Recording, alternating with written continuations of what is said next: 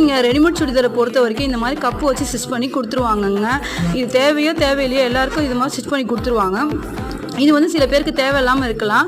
இதை எப்படி ரிமூவ் பண்ணுறதுனா, இந்த பக்கம் ஓவர்லாக் போட்டிருப்பாங்க, ஸ்டிச் பண்ணியிருப்பாங்க. அந்த சைடை நம்ம கொஞ்சமாக பிரிச்சுட்டு உள்ளே இருக்க இந்த கப்பை வந்து அப்படியே இழுத்தோம்னா இந்த கப்பு வந்துடும். இந்த ஒரு சைடு பிரித்தாலே போதும். 2 பக்கமும் வந்து அதே மாதிரி அந்த கப்பை எடுத்துடலாம். அப்புறம் நீங்கள் டைலர் கிட்டே கொடுத்து அந்த சைடில் மட்டும் ஸ்டிச் பண்ணிக்கலாம், இல்லை டைலர் கிட்டே கொடுத்துடலாம். இல்லை வீட்டில் இருந்தே பண்ணுறது இருந்தால் சைடில் மட்டும் லைட்டாக சின்னதாக ஒரு கட்டிங் போட்டு அதை உள்ளே இருந்து அப்படியே ரிமூவ் பண்ணிடலாம். அந்த கேப் மட்டும் தான் இருக்கும், அது லைனிங்கில் மட்டும்தான் இருக்கும். ஸ்டிச்சிங் பண்ணணும்னு அவசியம் இல்லை.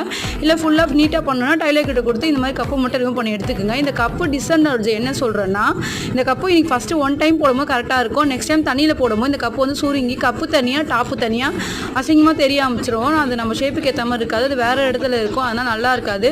ஃபஸ்ட் டைம் போடும்போது உங்களுக்கு கரெக்டாக இருக்க மாதிரி தெரியும். ஆனால் வந்து தண்ணியில் போட்டு யூஸ் பண்ணும்போது அது தனித்தனியாக தெரிய ஆரம்பிச்சிடும். அதனால் முன்னாடியே இந்த கப்பை வந்து நீங்கள் ரிமூவ் பண்ணிவிடுங்க. இந்த கப்பில் எந்த குவாலிட்டியும் இருக்காதுங்க. பாய்ங்க.